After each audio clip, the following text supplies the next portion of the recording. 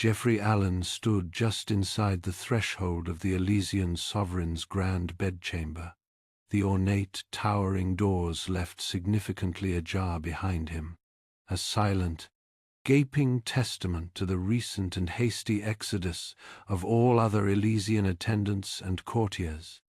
An almost visible pall of profound sorrow and an unnerving psychic dread permeated the opulent air, so heavy it seemed to physically dampen sound, muffling the faint, panicked whispers that filtered like escaping steam from the Elysian court in the distant antechamber.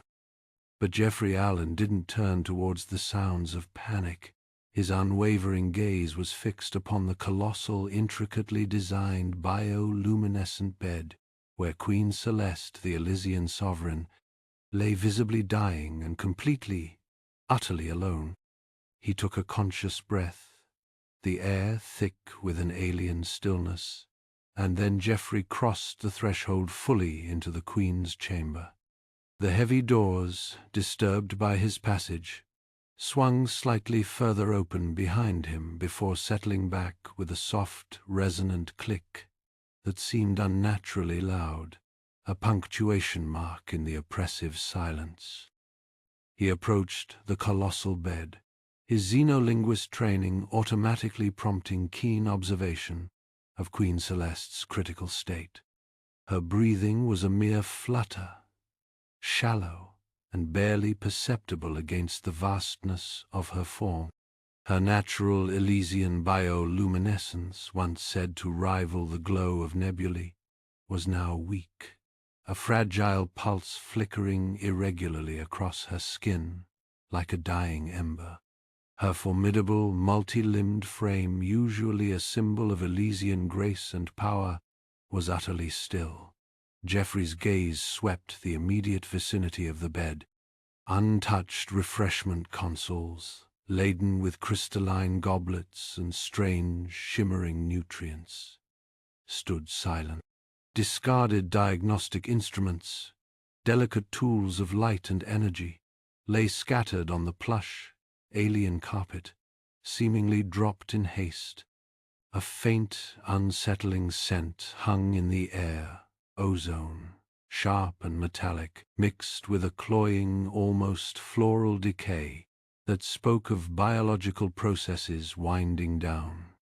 Each detail underscored the pervasive terror that had driven the Elysians from their sovereign's side. He felt the psychic dread press in, a tangible weight. But for Geoffrey, it did not manifest as the mind-shattering terror he knew it to be for the Elysians, whose empathic and telepathic sensitivities were legendary.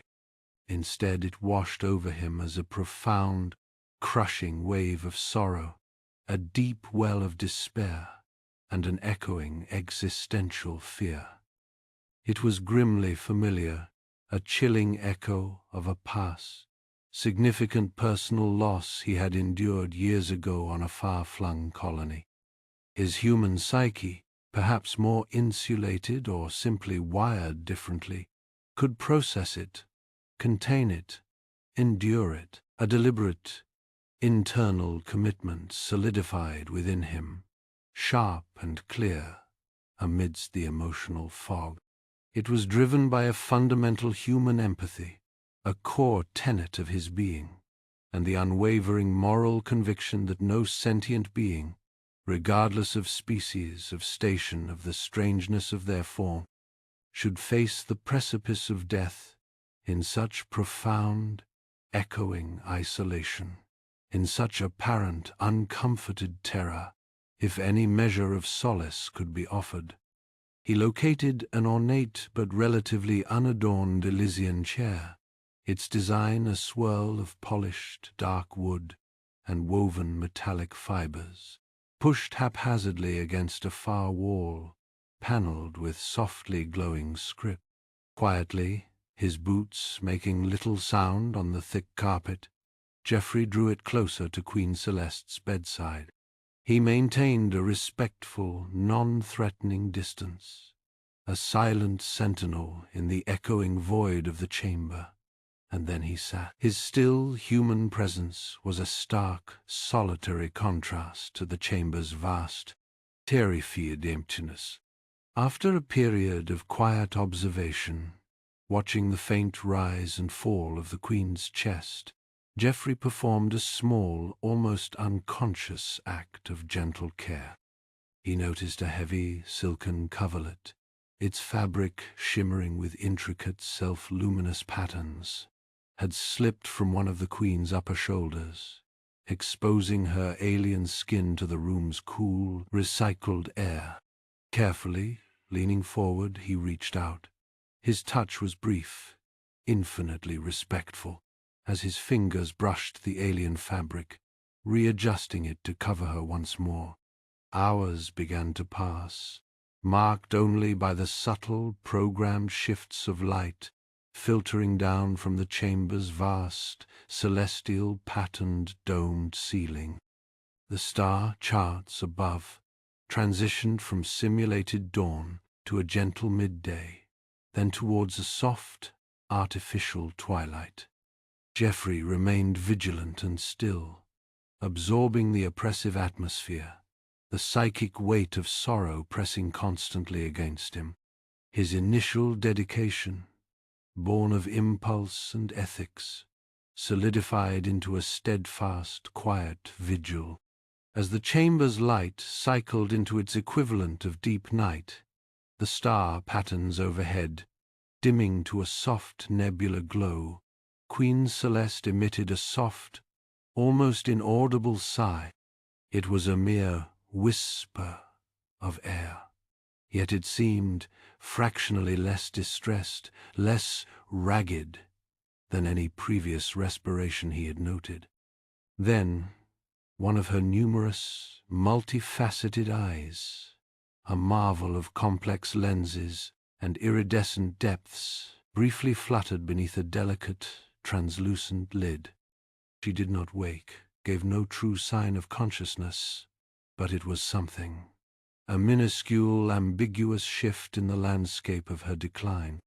Geoffrey, watching intently, interpreted it as a possible unconscious acknowledgement of his comforting presence, a fragile thread of connection in the overwhelming darkness. Hours bled into what felt like an eternity. Then, a soft chime echoed from the antechamber, followed by the hesitant shuffle of footsteps. Anya, an elderly Elysian servant, cautiously entered the Queen's chamber, her multifaceted eyes wide with a mixture of fear and willpower. Her movements were hesitant, each step measured, as if she expected the very air to lash out. She carried a small tray. Upon it rested a covered carafe of luminescent liquid, swirling with an inner light that pulsed gently traditional Elysian refreshment. Beside it sat a slender, crystalline goblet, its facets catching the faint light of the chamber. Separate from these, almost apologetically placed on the edge of the tray, was a simple ration bar, its Terran Confederacy markings stark against the elegant Elysian design. Clearly, it was intended for Geoffrey. Anya placed the Elysian refreshment offering at least 10 feet from the Queen's bioluminescent bed, a respectful distance born of terror, avoiding even a glancing proximity.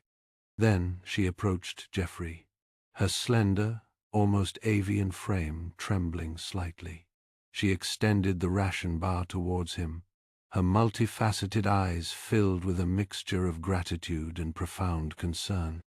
"Human," she whispered, her voice barely audible above the low thrumming that permeated the chamber, a sound Geoffrey now recognized as the ambient manifestation of the Queen's psychic aura. I do not understand how you remain.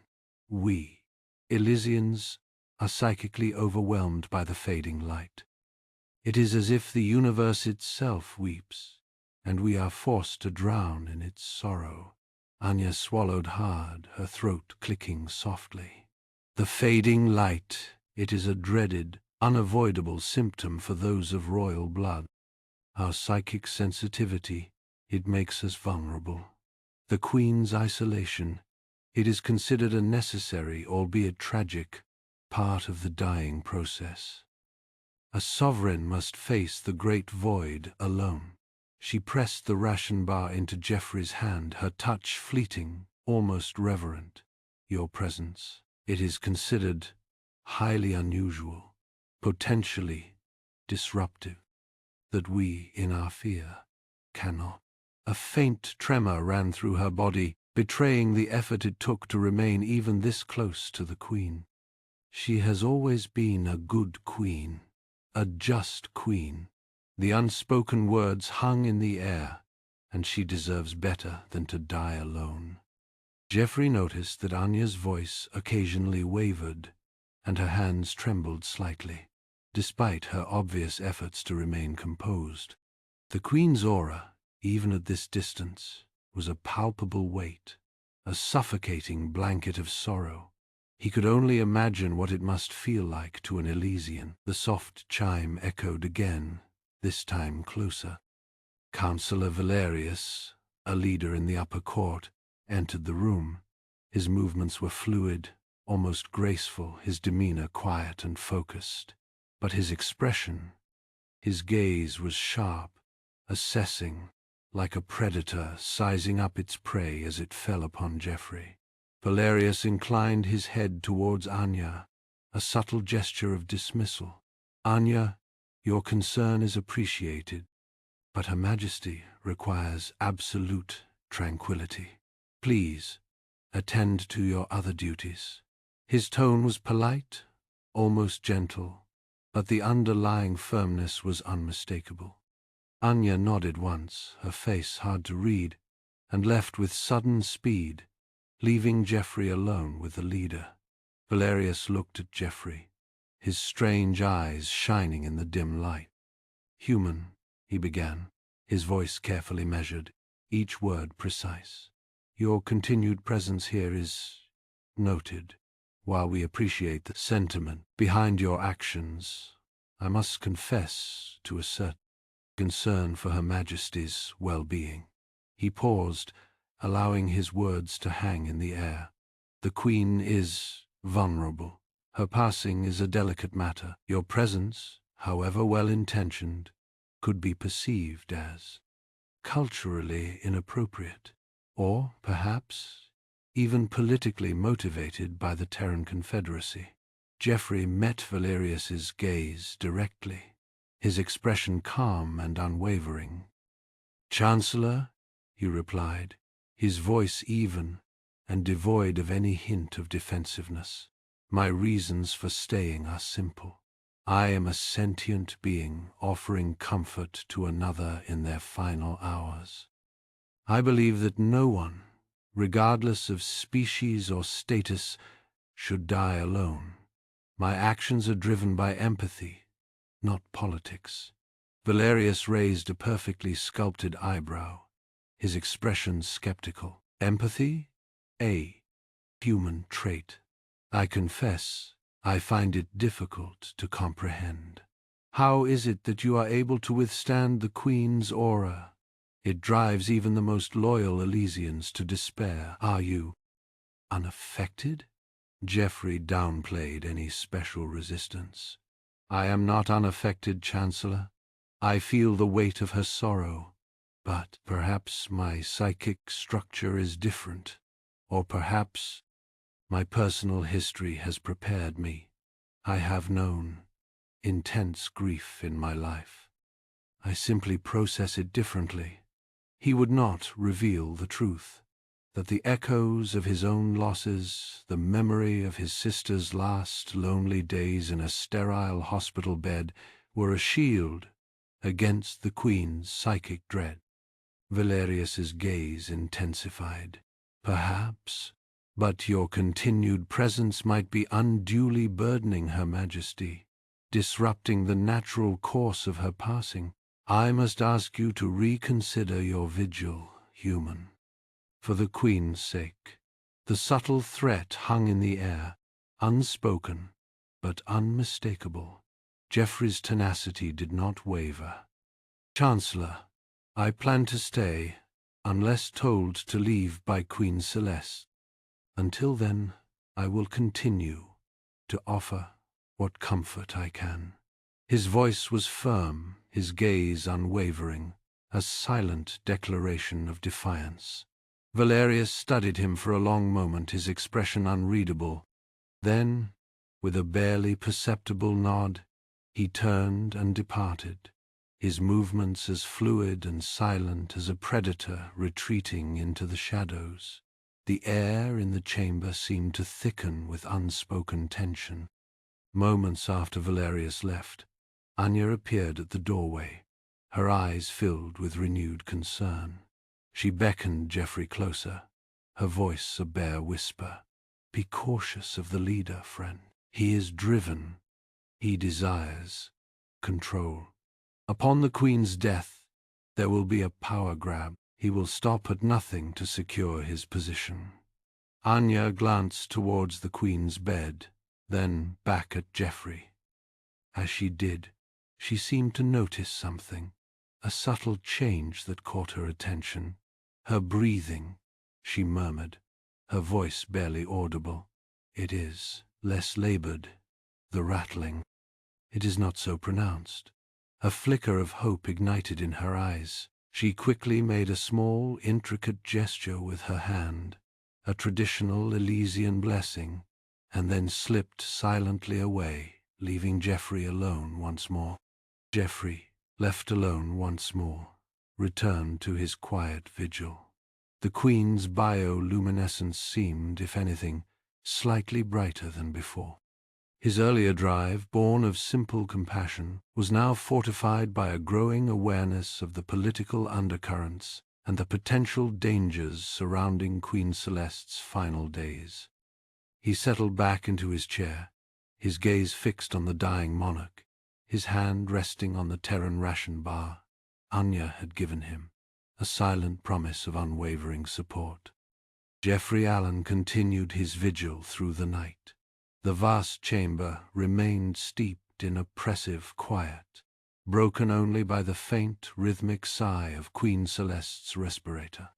He watched the subtle dance of bioluminescence across her crystalline skin, a slow, pulsing ebb and flow that seemed to mirror the rise and fall of her chest. Periods of relative calm, where the light glowed with a steady, almost serene intensity, were punctuated by moments of flickering distress, the light sputtering like a dying ember. He leaned closer, speaking softly in Elysian, the formal phrases he'd painstakingly memorized during his time as a cultural attaché, feeling inadequate in the face of such profound suffering. "Your Majesty," he murmured, "I hope you find some comfort. I am here. I will remain." He repeated the sentiment in several variations, drawing from his limited vocabulary, hoping at least the intention carried through. Then a flicker. Her eyelids, delicate membranes of shimmering blue, fluttered open. For a fleeting moment her eyes, ancient pools of starlight, focused on him. A faint glimmer of recognition, or perhaps simply awareness, sparked in their depths. A whisper, barely audible above the hum of the life support systems, escaped her lips. A single word in Elysian, strained and weak, yet undeniably present. Lyra, Lyra. The name hung in the air, heavy with unspoken meaning. Geoffrey frowned, turning the unfamiliar sound over in his mind. Was it a person? A place? Some symbolic Elysian concept he hadn't yet encountered in his studies? He filed it away, a potentially significant piece of the puzzle in this strange, sorrowful tableau. The first rays of dawn filtered through the chamber's crystalline windows, painted the room in hues of lavender, and rose when Anya returned. Her movements were more furtive than the previous morning, her gaze darting nervously towards the open doorway. She carried a tray with fresh water, setting it down quickly beside Geoffrey. "For you, Alan," she said, her voice soft and low now. Then, with a swift, subtle movement, she pressed a small, secure data slate into his hand. "Keep this safe, Director Valerius. His eyes are everywhere." He slipped the slate into his pocket, his fingers brushing against its cool, smooth surface. "What is it, Anya?" Her eyes widened, fear momentarily eclipsing her concern. "The Queen. She spoke your name, and—" She hesitated, glancing around the chamber. "Lyra. That was the name of Queen Celeste's daughter. Princess Lyra." "Daughter?" Geoffrey frowned. He'd studied Illyrian history well. No daughter was listed. Anya nodded, her expression serious. "Extended family, away from the court long ago. Political machinations," they said. "Why?" "Princess Lyra was popular," Anya explained, her voice dropping even lower. "Among the people, known for her compassion, her progressive ideals. She posed a threat to Valerius's conservative faction. They saw her as disruptive." "Valerius orchestrated her exile?" Geoffrey asked, piecing together the implications. Anya didn't answer directly, but her silence spoke volumes. "He likely considers her a potential rival for the throne. Now, with Her Majesty fading." She trailed off, her eyes filled with a mixture of grief and apprehension. She wrung her hands, her gaze fixed on the colossal bed where Queen Celeste lay. "There is also the tradition, human Alan. The silent passage. A time of solitude for the dying sovereign, to ease their transition to the great beyond." Geoffrey frowned. "Silent passage?" Anya nodded solemnly. "It is believed that interfering with the silent passage disrupts the natural order, brings misfortune to the kingdom. Many believe the Queen must face the void alone." Before Geoffrey could respond, the heavy doors to the chamber swung open, revealing Chancellor Valerius. He was flanked by two imposing Elysian guards, their crystalline armor glinting in the morning light. His demeanor was noticeably more assertive, his words less veiled than the day before. "Human Alan," Valerius said, his voice resonating with authority.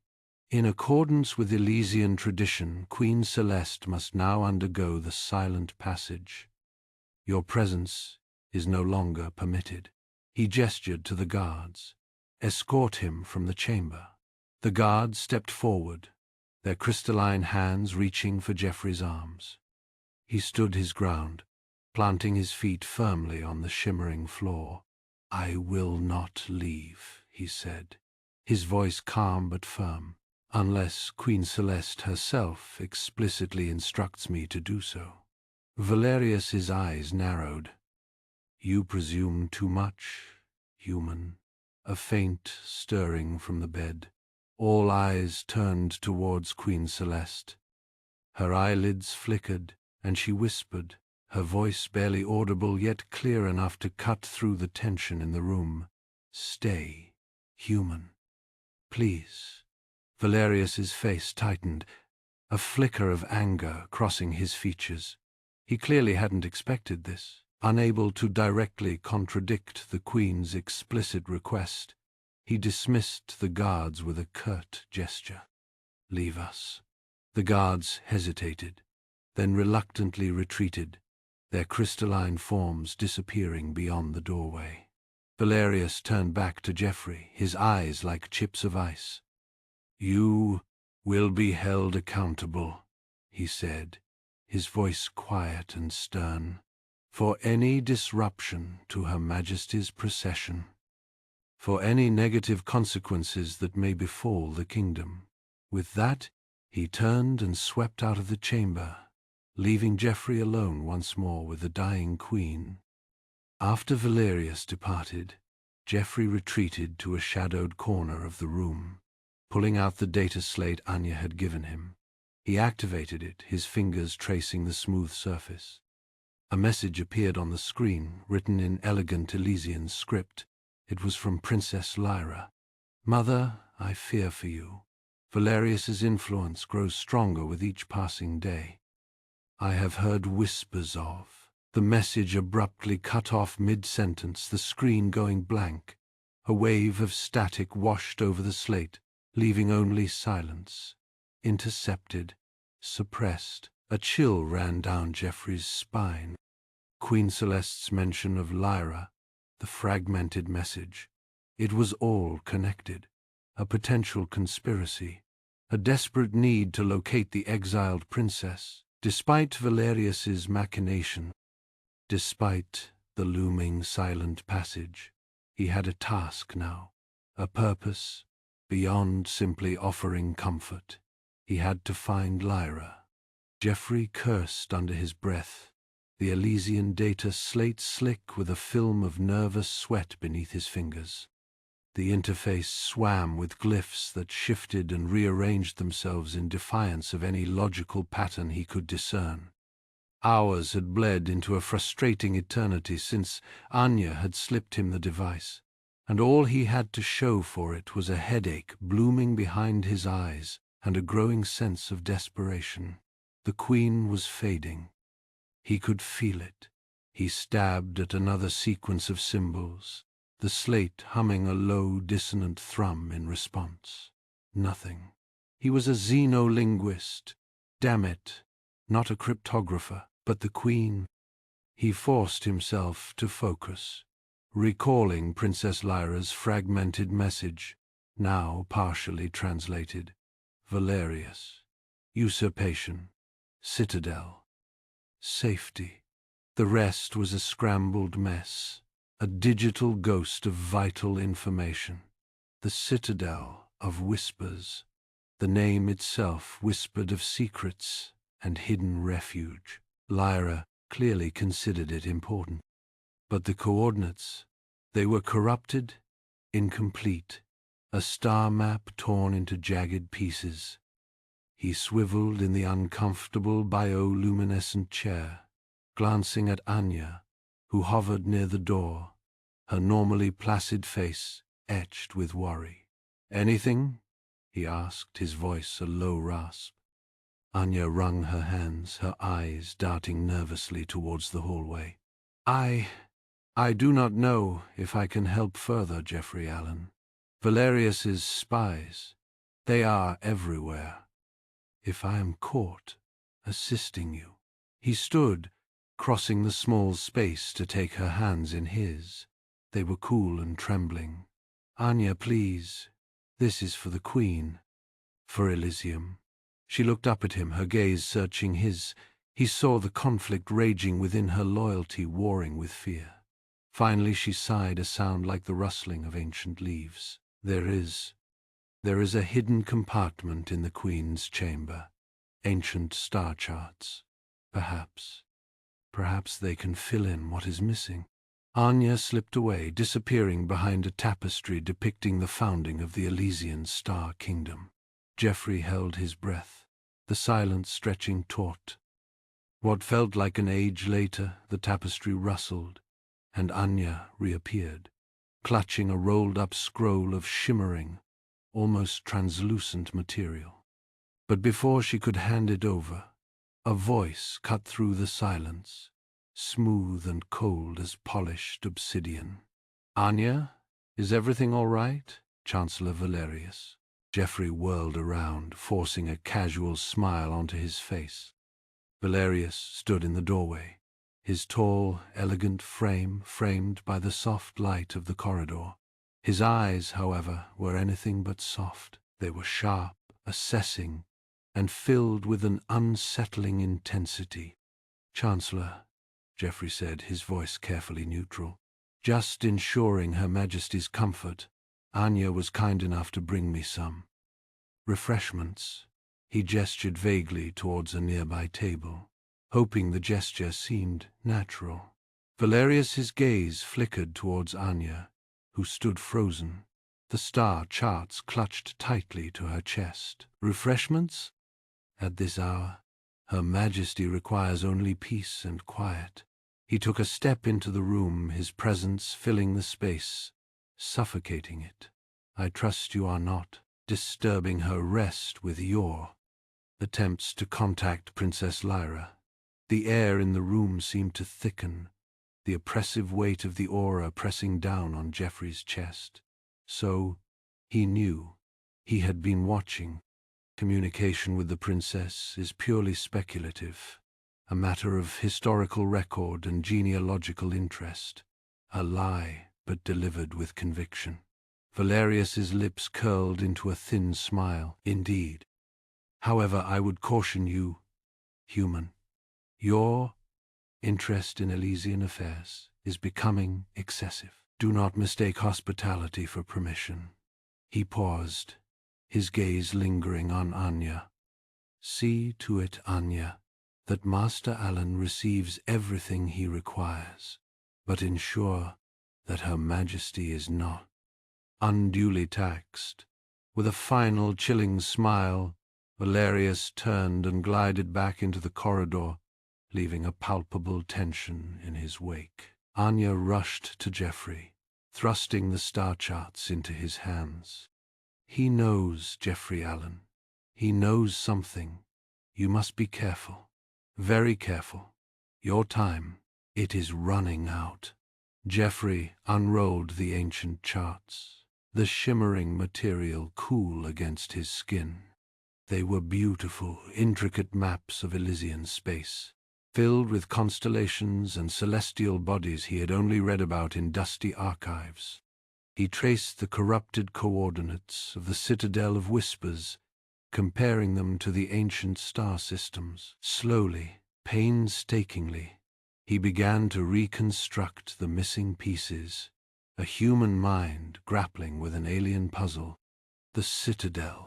It was located in a remote, uncharted region of Elysian space, a place shrouded in mystery and legend. Just then, a faint sound, a sigh, drew his attention. Queen Celeste stirred on her colossal bed, her bioluminescence flickering weakly. Her eyes fluttered open, focusing on him with surprising clarity. "Geoffrey," she whispered, her voice barely audible above the oppressive hum of the aura. You are still here." He knelt beside her bed, his heart aching at her frailty. "Yes, Your Majesty. I am." A faint smile touched her lips, a light in the darkness. "Thank you." Her gaze sharpened, a flicker of her former power returning. "Valerius, he is not alone. The Catar. He speaks with them." Geoffrey's blood ran cold. The Catar, a hostile alien power, known for their ruthlessness and their insatiable hunger for resources. He would offer them Elysium, Celeste continued, her voice growing weaker. "Our resources, our technology, in exchange for their support. Betrayal. On a scale that defied comprehension. You must find Lyra," she rasped, her grip tightening on his hand. "You must stop him. He has a message coded within the lullaby. The lullaby, the simple, haunting melody that she had hummed to him earlier. A coded message hidden within a song." He nodded, his mind racing. "I will, Your Majesty. I promise." Celeste closed her eyes, taking a deep, shuddering breath. "Remember, the falling star, the silver stream, the silent watch." Geoffrey focused, trying to memorize the melody, the rhythm, the subtle inflections. It was a complex tune, far more intricate than he had initially realized. Suddenly, a wave of pure, unadulterated dread washed over him, a psychic tsunami that threatened to drown him in despair. He gasped, clutching his head, his vision blurring. The aura. It was intensifying, growing stronger as the Queen's life force waned. He collapsed to the floor, writhing in agony, the lullaby dissolving into a cacophony of fear and sorrow. Anya rushed to his side, her face etched with panic. "Geoffrey Allen, You must leave the aura. It is too strong. You cannot withstand it much longer. Before he could answer, the chamber doors burst open, and 2 Elysian guards strode into the room, their faces grim. By order of Director Valerius, one announced, voice echoing in the heavy silence, we had reports of a disturbance. Human, you are to leave this chamber immediately. Geoffrey awoke to a throbbing ache behind his eyes and a heavy, suffocating pressure on his chest. The bioluminescent patterns on the Queen's chamber ceiling swam in his vision. He blinked, trying to focus. Anya, her face etched with worry, hovered nearby, dabbing his forehead with a cool, damp cloth.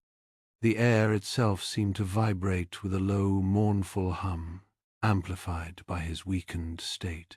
You were unconscious for several hours, Master Alan, she said, her voice barely a whisper. The Queen's aura. It is better now. He tried to sit up, but Anya gently pushed him back down. Rest, please. Director Valerius has been most supportive. Geoffrey frowned. Supportive? Anya clasped her hands. He has imposed new restrictions. For your own safety, he says. She hesitated, then continued, and for the sanctity of Elysian traditions. Restrictions? Geoffrey pushed himself up again, ignoring Anya's protests. The room spun for a moment, then settled. He needed to see Celeste. Anya see it. The Chancellor has implemented a mandatory quarantine protocol. Anyone entering the Queen's chamber must undergo a 12-hour isolation period afterward, to cleanse themselves of the aura's influence. 12 hours. That was half a day. Half a day he couldn't be at Celeste's side. Half a day for Valerius to further his schemes. Geoffrey stood, swaying slightly. That's absurd. I feel tired, perhaps, but alone's unwise. I must see the Queen. Anya's eyes glanced nervously at the chamber doors. I understand, Master Alan, but the Council is strict. He emphasizes the importance of adhering to Elysian customs, maintaining order during this delicate time. Geoffrey clenched his fists. Order? This isn't about order. It's about control. He knew arguing with Anya was pointless. She was simply relaying Valerius's orders. He needed to find a way around this. Back in the small antechamber, now serving as his temporary quarters, the lingering effects of the aura made it difficult to concentrate. He tried to focus on the Elysian lullaby, repeating the melodic phrases in his head. The notes, so soothing at first, now seemed to echo the Queen's sorrow, amplifying his own sense of helplessness. He paced, reciting the lullaby under his breath. The melodic structure was complex, almost mathematical. He'd noticed a recurring pattern, a sequence of rising and falling tones that seemed familiar. He'd cross-referenced the music with the star charts he'd accessed on the Elysian datanet. Specific musical notes or phrases corresponded to star chart coordinates.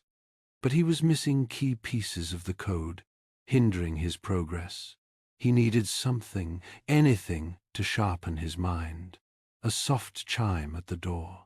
Anya slipped in, her movements furtive. "Master Alan," she whispered, glancing nervously over her shoulder. "I brought you something, but you must be careful." She held out a small, intricately carved box. Inside, nestled on a bed of soft moss, lay a cluster of dried, purple Elysian herbs. "Night bloom," Anya said. "It is said to help mitigate the effects of the aura, but it can also cause vivid dreams, fragmented memories. Use it sparingly." Geoffrey hesitated. He didn't trust Valerius, and he wasn't sure he completely trusted Anya either, but he was desperate. "Thank you, Anya." He brewed a tea with the night bloom, the aroma earthy and slightly bitter. He sipped it slowly, feeling a strange warmth spread through his veins. Soon, the room began to shimmer, the bioluminescent patterns on the ceiling morphing into swirling nebulae. He closed his eyes, focusing on the lullaby. The music intensified, the individual notes separating and reforming into complex geometric shapes. He saw star charts, constellations, and swirling galaxies. The missing pieces of the code clicked into place. He now knew the location of the Citadel of Whispers, a hidden sanctuary mentioned in ancient Elysian texts. But then, the vision shifted. He saw a prison camp, stark and brutal, bathed in the harsh red light of a Qatar sun. And within that camp he saw a figure, gaunt but defiant, with the unmistakable regal bearing of an Elysian, Princess Lyra. A jolt of adrenaline coursed through him, snapping him back to reality. The room was still shimmering, but the vision was gone. Lyra, not in exile, but imprisoned by the Qatar, and Valerius knew he had to. It became chillingly clear. Valerius wasn't just trying to seize power. He was deliberately preventing Geoffrey from reaching Lyra, the rightful heir. He was working with the Qatar. Geoffrey accessed the Elysian datanet again, searching for information about Lyra. He found a heavily redacted communication, supposedly from the princess herself, denouncing her claim to the throne and pledging allegiance to the Qatar. The communication was clearly a forgery, expertly crafted to mimic Lyra's writing style and vocal patterns. Valerius had intercepted and altered the message, framing Lyra as a traitor to justify her imprisonment and solidify his own claim to the throne. He had to expose Valerius's deception, rescue Lyra, and restore her to her rightful place. But how? He was trapped, weakened, and under constant surveillance. The risk was immense, but he couldn't stand by and watch Valerius destroy the kingdom. Feigning illness from the herb's side effects, Geoffrey requested a private audience with Queen Celeste. He needed to share his findings, seek her guidance, and warn her about Valerius's treachery. Valerius, ever watchful, granted the audience, but insisted on being present. He stood beside the Queen's bed, his eyes cold and calculating, a silent warning. Geoffrey knelt before Celeste, his heart pounding. He couldn't speak freely with Valerius present. He needed a way to communicate privately. As he spoke of his condition and hopes for the kingdom, he noticed Celeste's soft glow. It shifted subtly, almost unseen. But there was a pattern, a sequence of flashes that didn't seem random.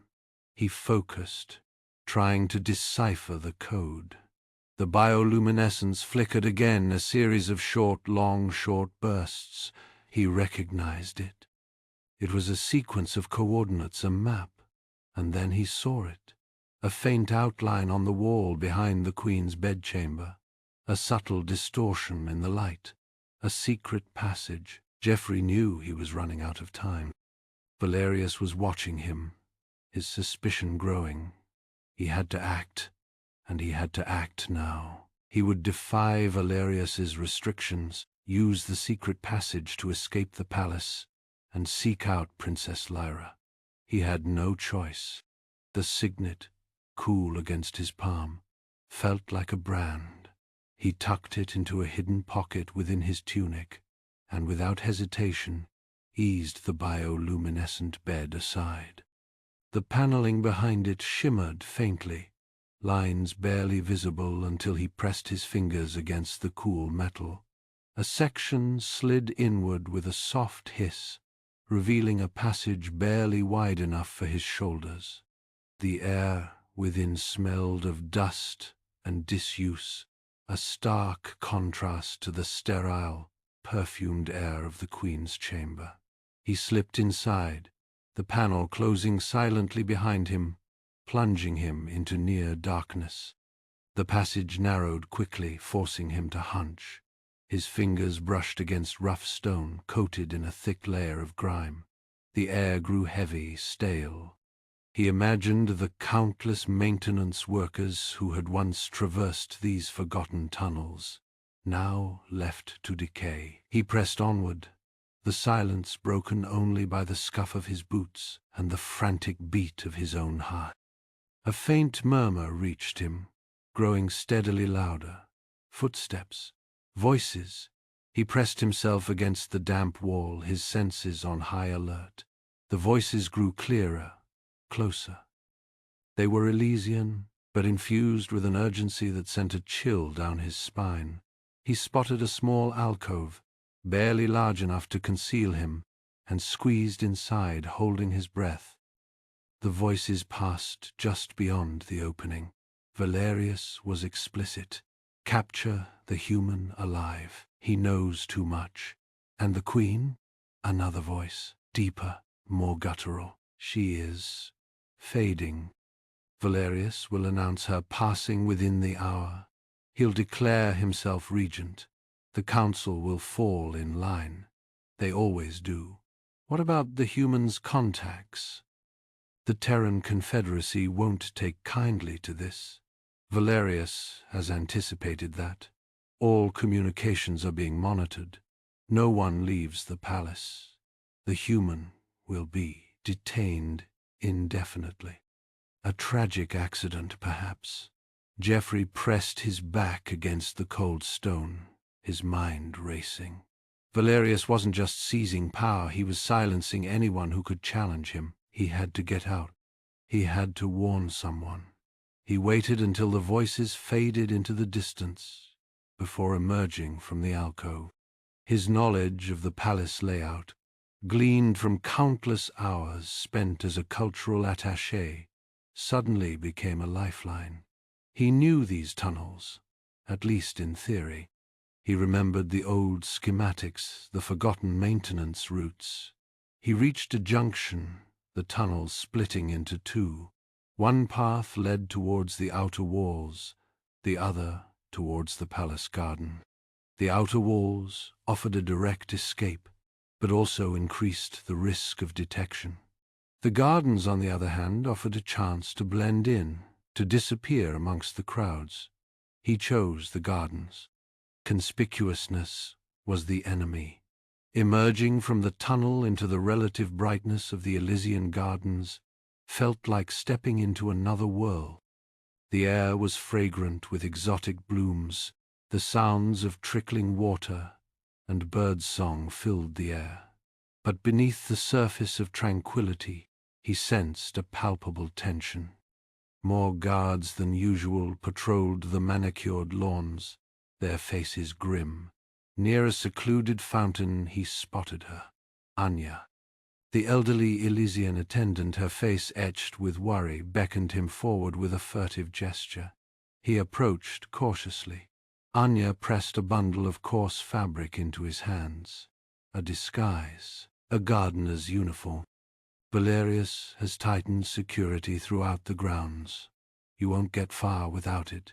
He quickly changed, the rough fabric scratching against his skin. Thank you, Anya. But how did you know where I would be? I have my methods, she said softly. Valerius intends to announce the Queen's failing health. He will declare himself leader, saying the throne's open.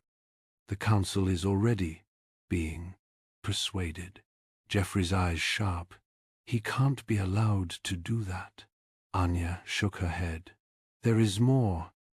I found this hidden within the Queen's private communications array. She handed him a small data chip, a message from Princess Lyra. She lives hidden from Valerius's reach. This contains the location of a secret rendezvous point outside the city. Hope flickered within him. Lyra is alive? Then there's still a chance. The message also contains a warning. Anya continued, her voice dropping to a whisper. A Cathar spy, within Valerius's inner circle. He is not just seizing power, he is in league with our enemies. The pieces clicked into place. Valerius wasn't just a power-hungry opportunist. He was a traitor. The Cathar, the predatory empire that had long coveted Elysian territory. Anya produced a small, intricately folded piece of flimsiplast. A coded map. It reveals the location of the rendezvous point and a safe route to reach it. But be warned, human. The path is fraught with danger. As he studied the map, Anya reached into her robes and pulled out a small, ornate dagger. The hilt was crafted from polished bone, inlaid with shimmering gemstones. Take this. It is a family heirloom passed down through generations. It is not much, but it may offer you some protection. He hesitated. I can't take this, Anya. It's too important.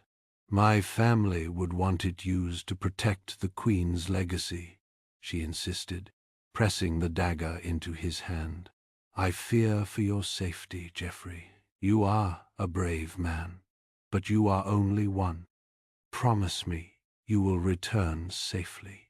He closed his fingers around the hilt, the cool metal grounding him. I promise, Anya. I will do everything in my power to return. Thank you. Their eyes met, a silent understanding passing between them. A bond forged in shared fear and unwavering loyalty. Anya's gaze flickered past him, her eyes widening in alarm. The Cathar. They are here. He turned to see a patrol of heavily armed Cathar soldiers approaching the gardens, their insectile eyes scanning the surroundings. They were unmistakable, their chitinous armor and menacing weapons a stark contrast to the serene beauty of the Elysian gardens. He had to act fast. Anya was vulnerable, exposed. He couldn't risk her being discovered. Thinking quickly, he grabbed a nearby watering can and deliberately tripped, sending a cascade of water and overturned pots crashing to the ground. The noise startled the Cathar patrol, drawing their attention away from Anya and towards the commotion. "Intruder!" one of the Cathar soldiers barked, their voices raspy and guttural. He didn't wait to see their reaction. He sprinted away, weaving through the flower beds and ducking behind ornate statues, using his knowledge of the gardens to his advantage. He risked a glance back and saw Anya slip away unnoticed, disappearing into the crowd. He had successfully diverted the Cathar patrol, but he wasn't out of the woods yet. As he rounded a corner, he collided with a palace guard, the impact sending them both sprawling. The guard scrambled to his feet, his hand reaching for his weapon. "Stop! You're under arrest!" He didn't hesitate. He turned and fled, abandoning the gardens and heading towards the bustling city outskirts, knowing that he was now being hunted by both Valerius's forces and the Cathar. The city, with its teeming crowds and labyrinthine streets, was his only hope. Not help but wonder what awaited me. The rough-spun fabric of the gardener's tunic scratched against my skin, a constant reminder of my hasty disguise. The scent of fertilizer, deliberately smeared on my clothes, mingled with the exotic spices and exhaust fumes that choked the Elysian city streets. I navigated the throng, a sea of iridescent skin and flowing robes, using every scrap of cultural knowledge I'd gleaned during my time as a cultural attaché. A quick bow here, a murmured greeting there, a practiced haggling gesture at a vendor selling luminescent fruit. Valerius's guards were out in force, their polished armor glinting under the artificial suns that illuminated the main thoroughfares. They moved with a predatory efficiency, their presence stifling the usual vibrant energy of the city. I veered sharply down a narrow alley, the shadows offering a welcome respite from their watchful eyes. Main thoroughfares were now a luxury I couldn't afford. Kalen, The name echoed in my mind, a local merchant, known for his discreet services and a network of informants that stretched into the deepest corners of Elysian society.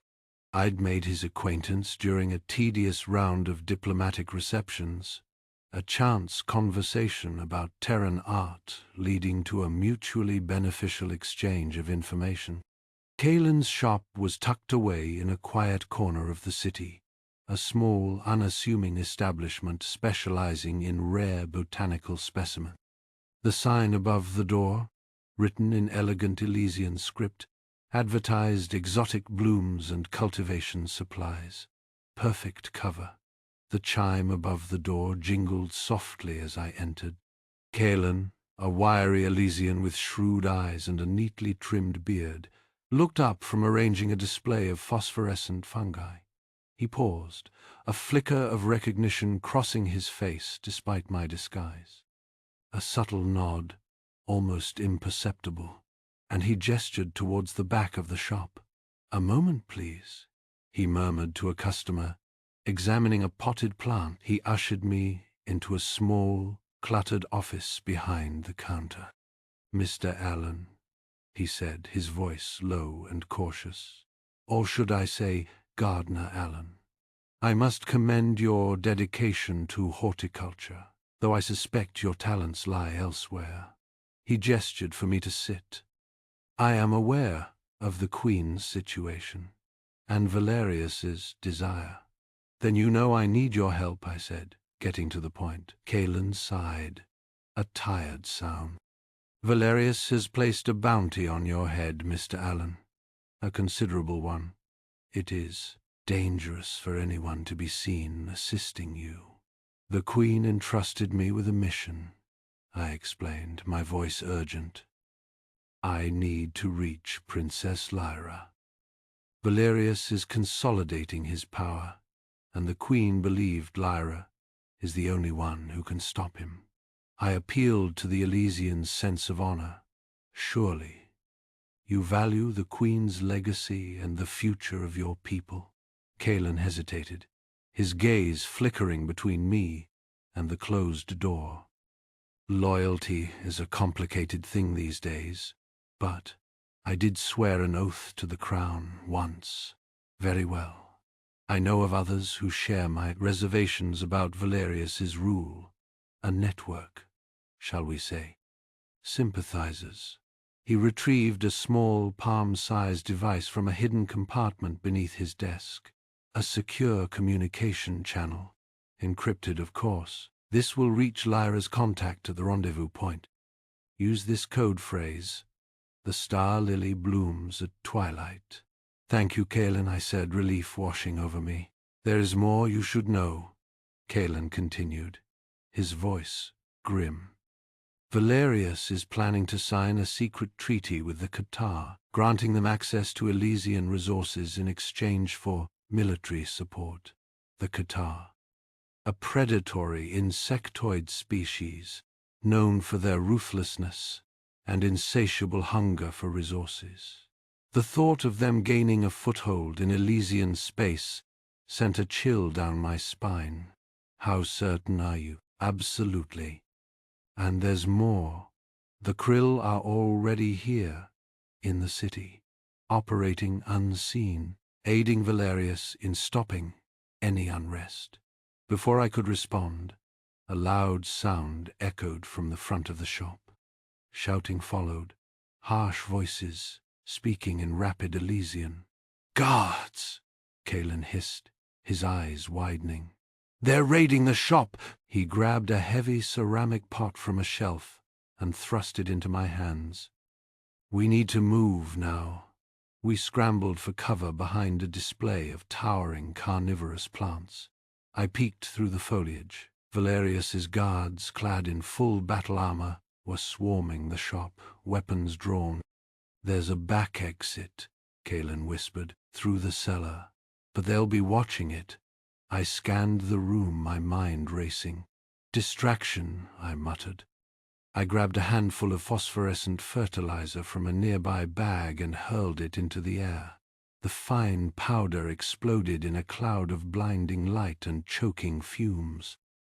The guards coughed and stumbled, momentarily disoriented. "Now!" I yelled. We sprinted towards a hidden door behind a tapestry, Kalen leading the way. We plunged down a narrow flight of stairs into the darkness of the cellar. The air in the cellar was thick with the smell of damp earth and decaying vegetation. We stumbled through a maze of storage shelves, Kalen fumbling for a light. He activated a small glow globe, casting a dim, flickering light on the rough stone walls. "This way," he said, his voice strained. "It's not pretty." He led me through a narrow tunnel, the air growing increasingly foul. The tunnel opened into a series of interconnected sewers, a labyrinth of dripping pipes and stagnant water. The stench was almost unbearable. We waded through the muck, the darkness pressing in around us. After what felt like an eternity, we emerged into a dimly lit chamber. A group of Elysians, clad in simple clothes and armed with makeshift weapons, looked up in surprise. "Kalen," one of them exclaimed. "What's happening?" "The shop has been raided," Kalen said, his voice tight. "Valerius is tightening his grip. This is Mr. Allen. He carries a message from the Queen." The rebels exchanged wary glances. "We have bad news," one of them said, his voice grim. "Lyra's contact, they were captured by the Qatar." The air seemed to thicken, the weight of the news pressing down on me. Captured, the mission, the Queen's last hope, teetering on the brink of failure. "The Qatar are transporting him to an outpost outside the city," another rebel added. "Heavily guarded, a fortress, really." Despite the setback, despite the danger, a surge of purpose coursed through me. I wouldn't let the Queen's trust be in vain. "We have to rescue him," I said, my voice firm. "We have to reach Princess Lyra." The rebels looked at me, their faces etched with doubt and fear. "It's hopeless," one of them said low. "Then we act boldly," I replied. "The Queen trusted Lyra, and I believe in the Queen." I looked at the faces of the rebels, their expressions a mixture of apprehension and tenacity. "We need a plan. We need to infiltrate that outpost." The rescue mission had begun. Jeffrey swallowed, the metallic tang of fear coating his tongue. He was no longer in the Queen's chamber. He was in a dimly lit, cramped room, Kalen's worried face inches from his own. "They released you," Kalen said, a question more than a statement. "But they know. Valerius. He knows you carry something of importance." Jeffrey nodded, his gaze sweeping over the small group huddled in the room rebels, their faces etched with dedication and fear. The holographic display in the center of the room flickered, showcasing a detailed layout of a Qatar outpost. "We have limited resources, limited skills," Kalen continued, his voice grim. "Rescuing Lyra's contact from that, it's extremely risky." Jeffrey met his gaze, his own unwavering. "Then we make it a mission they never see coming." He stepped closer to the holographic display, his mind already racing, analyzing the outpost's defenses, its weaknesses. "We infiltrate," Kalen scoffed. "Infiltrate? That's a fortress, human, not a marketplace." "Under the cover of darkness," Jeffrey countered, his fingers tracing a route on the holographic map. "Stealth, deception, improvisation. We hit them where they least expect it." Kalen, despite his skepticism, leaned in, his eyes narrowing as he studied Jeffrey's proposed route. "The security measures are extensive. Patrol patterns are randomized, but not entirely," Jeffrey said, a flicker of hope in his voice. "Tell me what you know, Kalen. Every blind spot, every weakness." Kalen sighed, resignation settling over his features. There's a sensor blind spot on the western perimeter, a glitch in their grid. They haven't fixed it in cycles. He tapped a section of the hologram. Here, but it's heavily patrolled on the ground. Then we avoid the ground, Geoffrey replied, his mind already formulating a plan. Anya, her face pale but resolute, stepped forward. The Queen, Her Majesty. She believed in you, Geoffrey Allen. We all do. Tell us what you need. Inspired by Geoffrey's unwavering commitment and the memory of Queen Celeste's dying wish, the rebels volunteered for the mission. Each offered their unique skills: hacking, demolitions, close quarters combat. Even Anya, despite her age, insisted on providing support from within the city, gathering intelligence and relaying information. We need a diversion, Geoffrey stated, his eyes scanning the faces of his team. Something to draw their attention away from the outpost. He pointed to a location on a city map. A Cathar supply depot, a few blocks from the outpost. A coordinated attack. Loud, messy, effective. He then turned his attention to a salvaged communication device, its wires sparking. And this, he said, a glint in his eye, will give us a window of opportunity. He began to modify the device, his fingers moving with practiced ease. I can disrupt their comms, create a temporary blackout. Just long enough for us to get in and get out. Hours later, under the cloak of a moonless night, Geoffrey and a small team of rebels, disguised in stolen Cathar uniforms, approached the outpost in a captured transport vehicle. The vehicle, battered and scarred, bore the markings of a low-ranking supply transport. As they neared the perimeter, a harsh voice crackled over the transport's comm system. Halt! Identify yourselves. A Cathar patrol, clad in heavy armor, blocked their path. The patrol commander, a hulking figure with menacing mandibles, approached the vehicle, his eyes narrowed with suspicion. Geoffrey took a deep breath, his heart pounding in his chest. This was it. Unit 749, supply transport, he said, his voice mimicking the guttural tones of the Cathar language. Delivering essential rations to the outpost. The patrol commander scrutinized Geoffrey, his gaze lingering on the stolen uniform. Your credentials? Geoffrey produced a fabricated identification card, his hand trembling slightly. The commander examined it closely, his mandibles clicking in what Geoffrey hoped was a sign of acceptance. Your manifest doesn't match our records, the commander growled, his suspicion still evident. Geoffrey swallowed, his mind racing. He needed to think fast. There was a last-minute change in orders, he said, his voice firm and confident. High Command requires additional rations due to increased activity in the sector. He cited a false order number, hoping it would sound authentic. The commander hesitated, his eyes darting between Geoffrey and the identification card. After a tense moment, he finally relented. Proceed, but be warned. Any deviation from your assigned route will be met with swift and decisive action. Geoffrey nodded, his relief palpable. Understood, Commander. He engaged the transport's engines and the vehicle lurched forward, passing the patrol. As they drove deeper into the outpost, Geoffrey let out a shaky breath. That was too close, he muttered.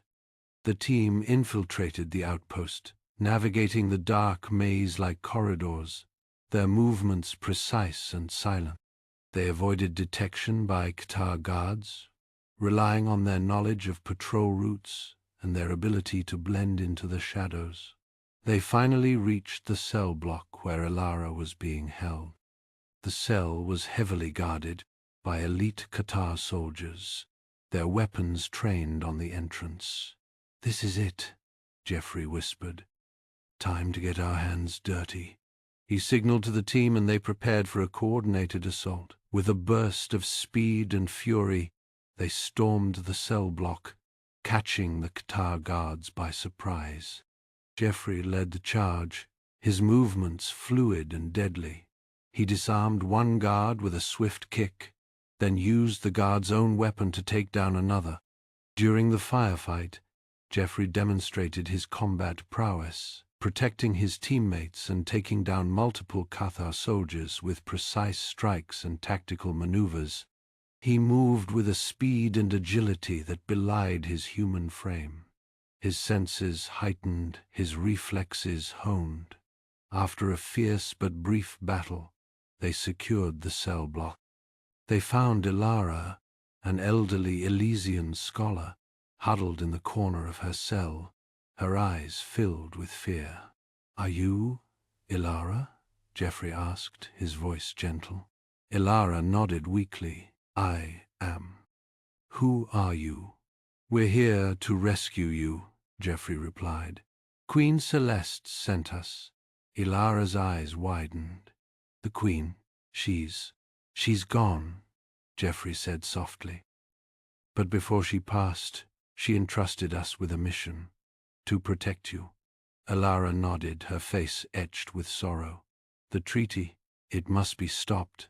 Valerius, he's betraying us all." "Where is the signing taking place?" Jeffrey asked urgently. "The Grand Hall of the Citadel," Ilara replied. "It's imminent." As they prepared to escape, a klaxon blared throughout the outpost. The outpost was on high alert, and the team was surrounded by Qatar forces.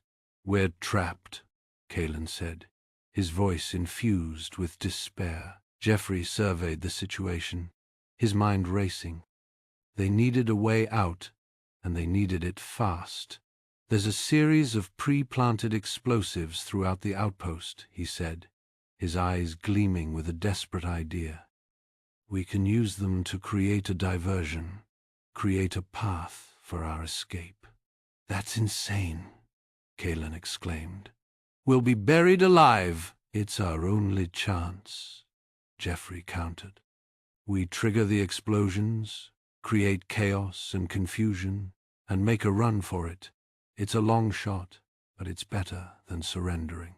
The team agreed, their faces grim but determined. They set the timers on the explosives and prepared for the inevitable chaos. With a deafening roar, the explosives detonated, sending shockwaves throughout the outpost. Walls crumbled, ceilings collapsed, and the ground shook violently. Pandemonium erupted as Qatar soldiers scrambled for cover. Amidst the chaos, Jeffrey led the team through the collapsing outpost, dodging falling debris and evading pursuing Qatar forces. They moved with a speed and precision that defied the pandemonium around them. They managed to reach the perimeter of the outpost, but not without cost. Ilara was struck by shrapnel, a searing pain ripping through her frail body. "Ilara!" Jeffrey cried, rushing to her side. I'm all right," Ilara gasped, her face contorted in pain. "Just keep going. Stop the treaty." They managed to evade the pursuing Qatar forces, but Ilara's condition was deteriorating rapidly.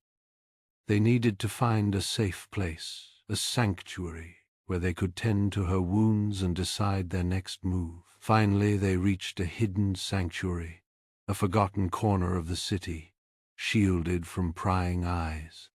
They laid Ilara down on a makeshift bed, her face pale and drawn.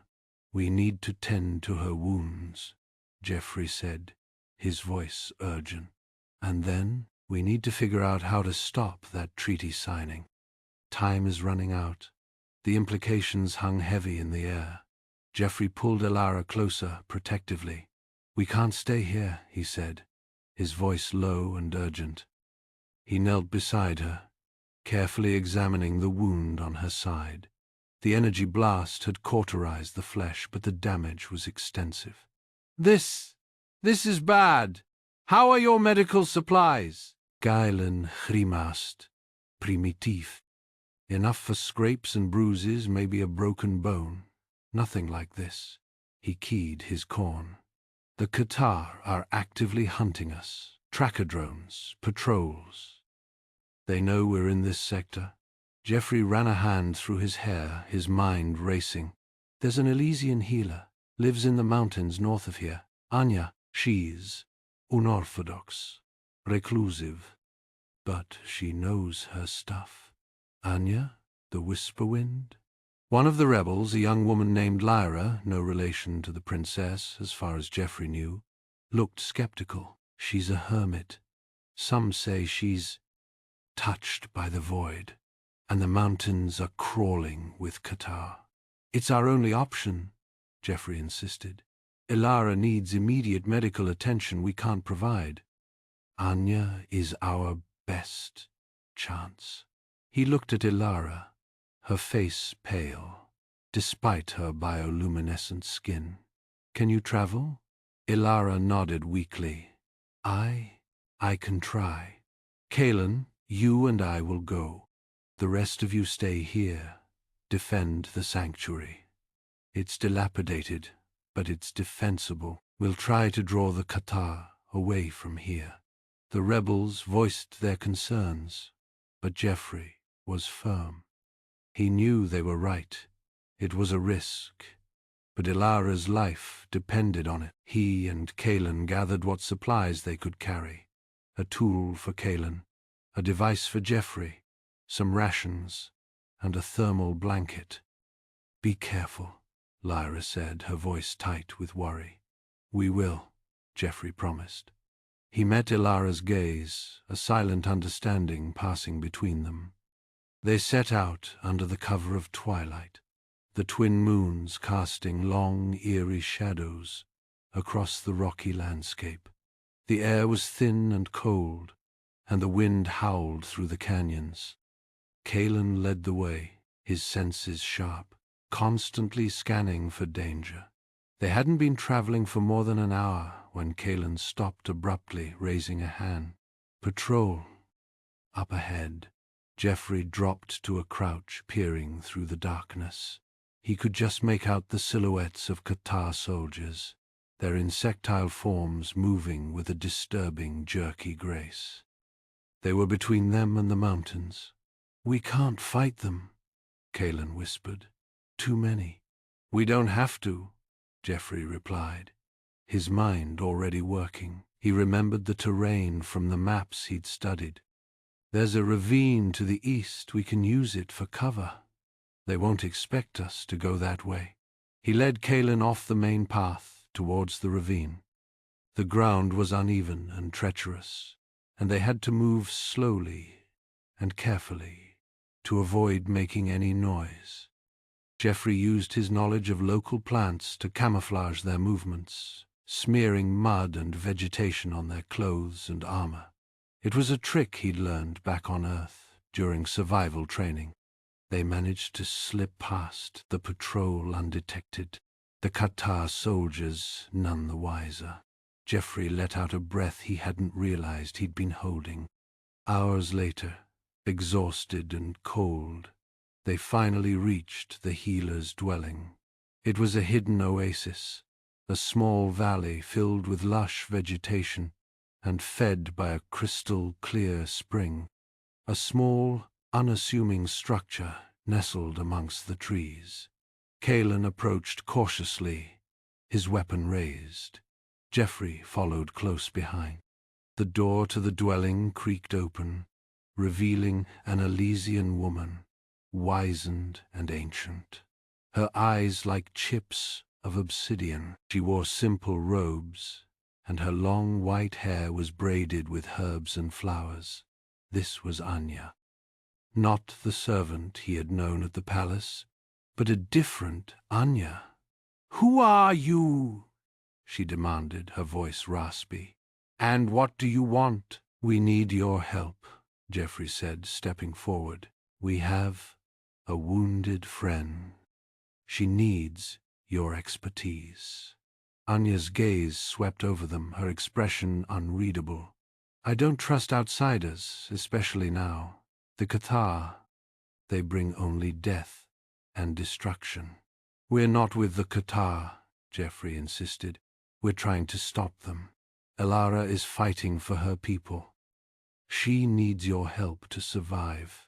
He appealed to her compassion, to her sense of duty.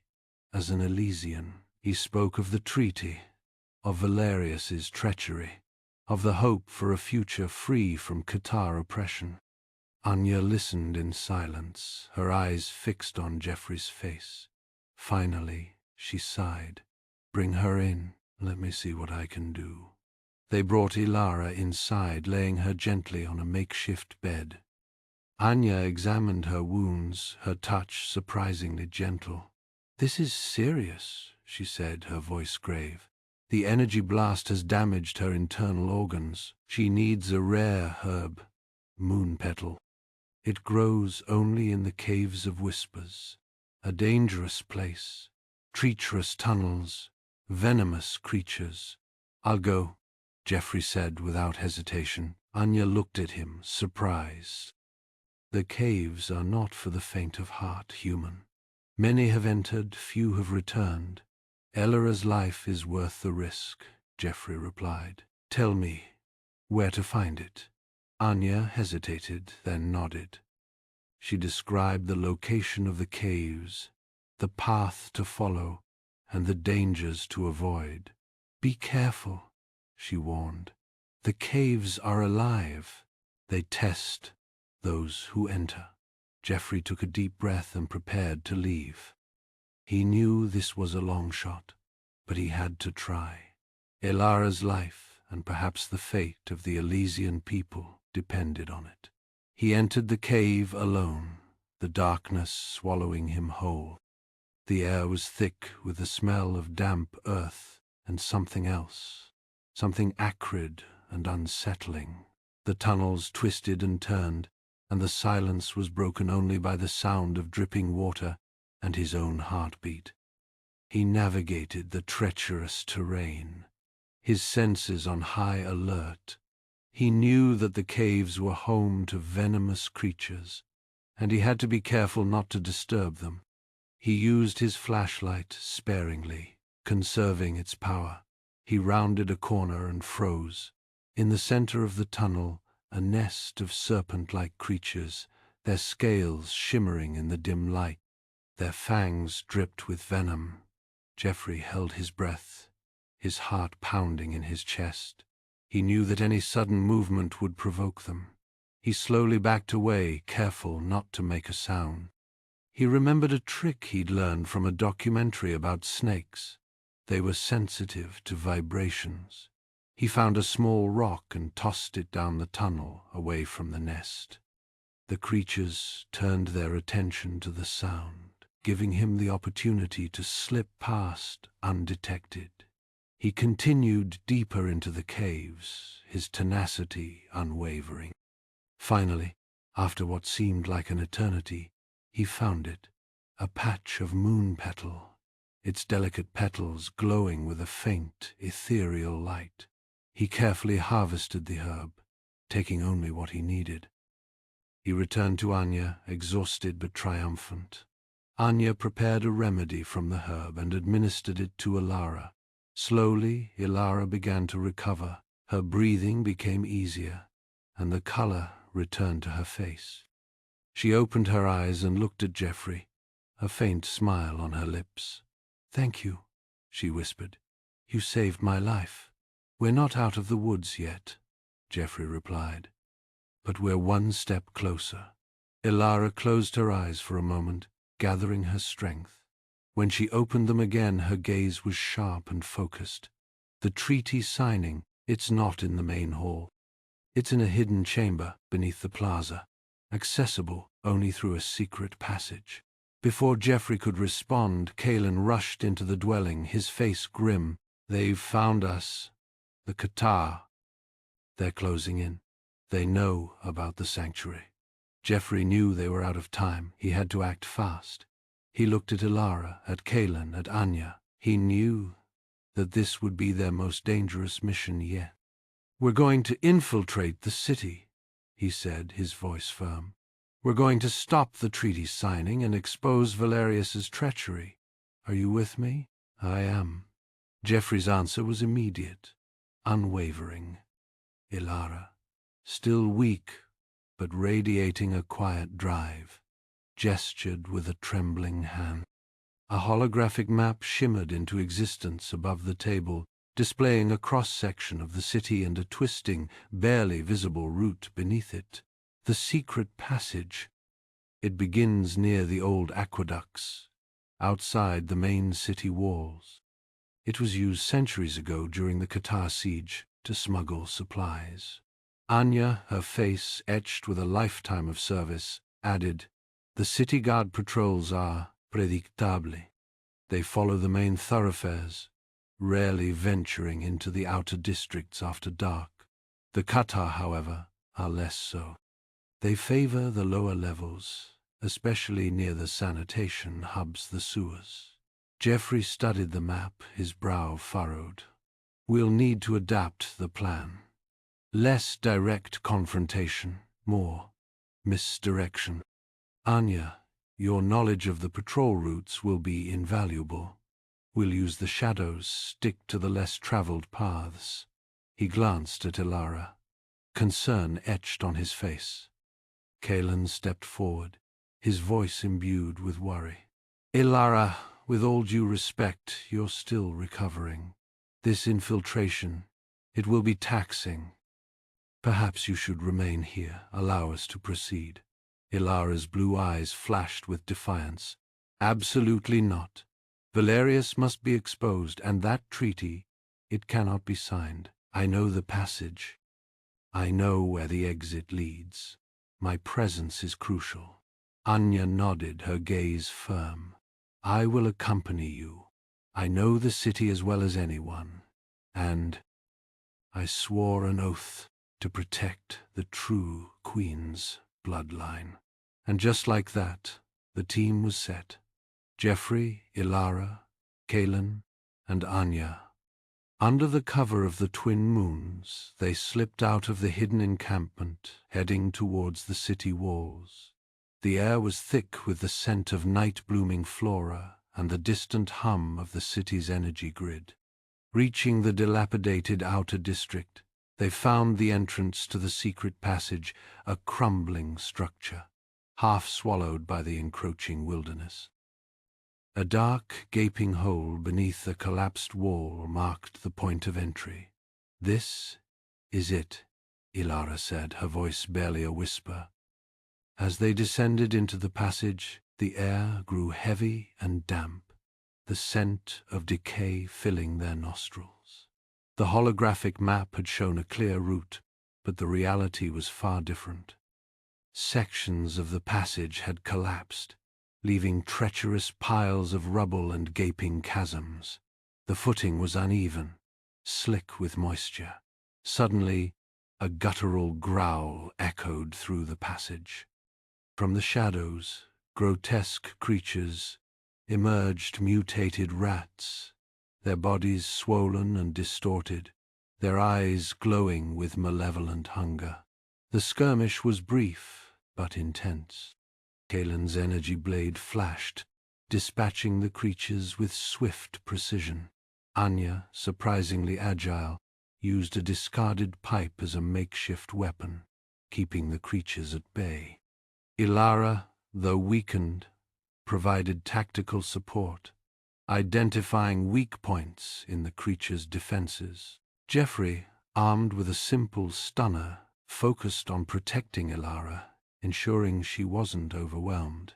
"This passage, it's not safe," Kalen said, his voice grim. Anya pointed to a series of markings on the wall, barely visible in the dim light. "These are ancient Elysian symbols. They mark the safe path. And the trap." She moved with surprising confidence, guiding them around pressure plates and tripwires, her knowledge of the passage proving invaluable.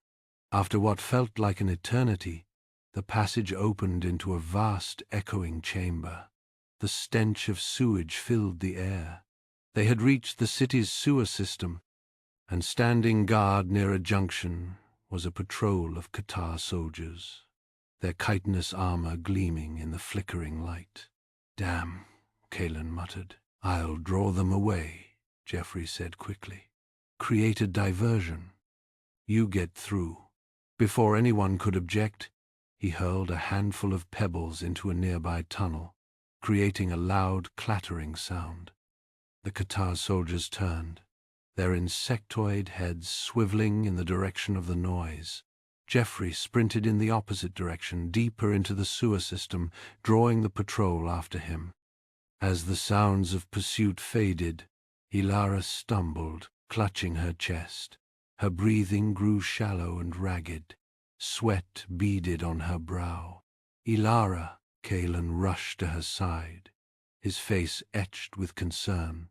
I need to rest," she gasped. "Just a moment." Kalen glared at Anya. "This is madness. We need to get her back. She needs proper medical attention."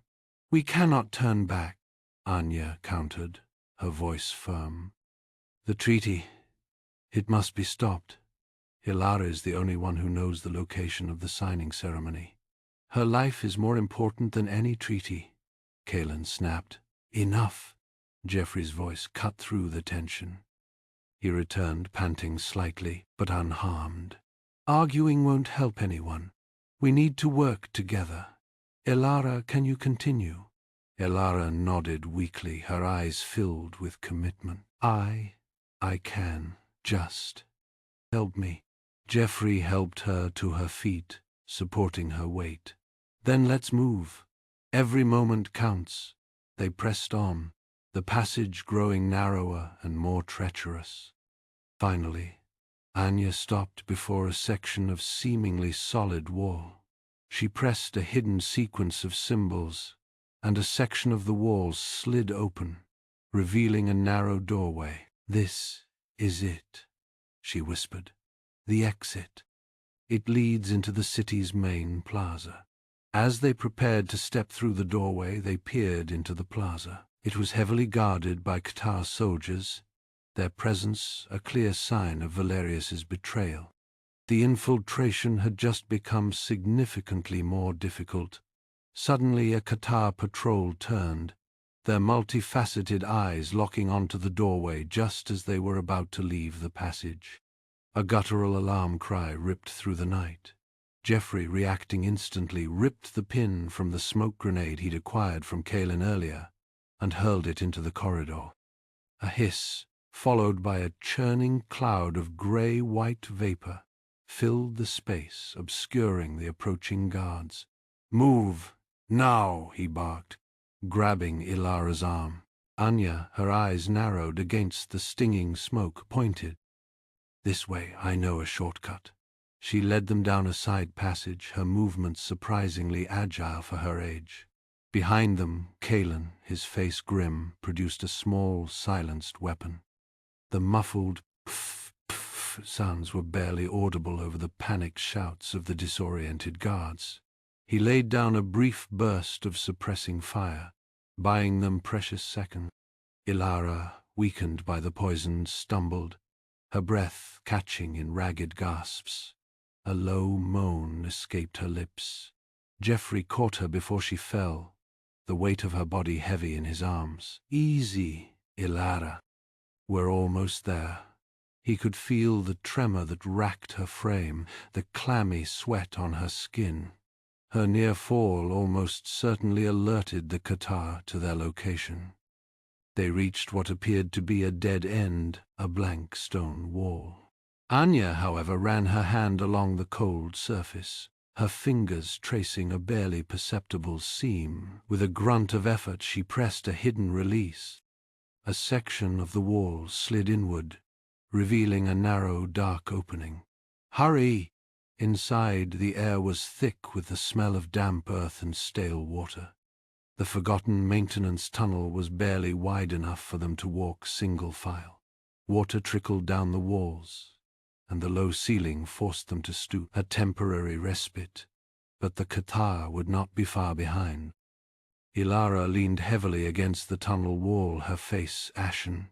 I don't think I can go much further," she gasped, her voice weak. "We need to get you help," Geoffrey said, his voice tight with concern. He knew human medicine would be useless. Anya, her expression grim, spoke. "There is a group, a clandestine organization, Elysian rebels. They call themselves the Silent Watch. They might be able to help." "Where are they?" Geoffrey asked, his gaze fixed on Anya. "They operate a hidden clinic within the city's underbelly." Anya led the way, navigating the maze of tunnels with an uncanny sense of direction. The darkness was almost absolute, broken only by the faint glow of Anya's handlight. The air grew colder, the silence punctuated by the drip, drip, drip of water. As they moved deeper, they encountered a small group of Elysians huddled in a side passage. Their clothes were ragged, their faces gaunt with hunger. Refugees, hiding from the catarrh and Valerius's tightening grip. Geoffrey hesitated, then reached into his pack. He pulled out a ration bar, one of the few remaining. "Here," he said, offering it to a small child with wide, pleading eyes. The child's mother looked at Geoffrey with suspicion, then with dawning gratitude. "Thank you," she whispered, her voice hoarse. Geoffrey distributed the remaining rations, earning nods of thanks and wary smiles. A small act, but it eased the gnawing guilt in his stomach. Finally, Anya stopped before another seemingly blank wall. This one was even more dilapidated than the last, covered in peeling paint and grime. "This is it," she said, her voice barely audible. "The entrance to the Silent Watch's clinic." She pressed a sequence of symbols on a concealed panel.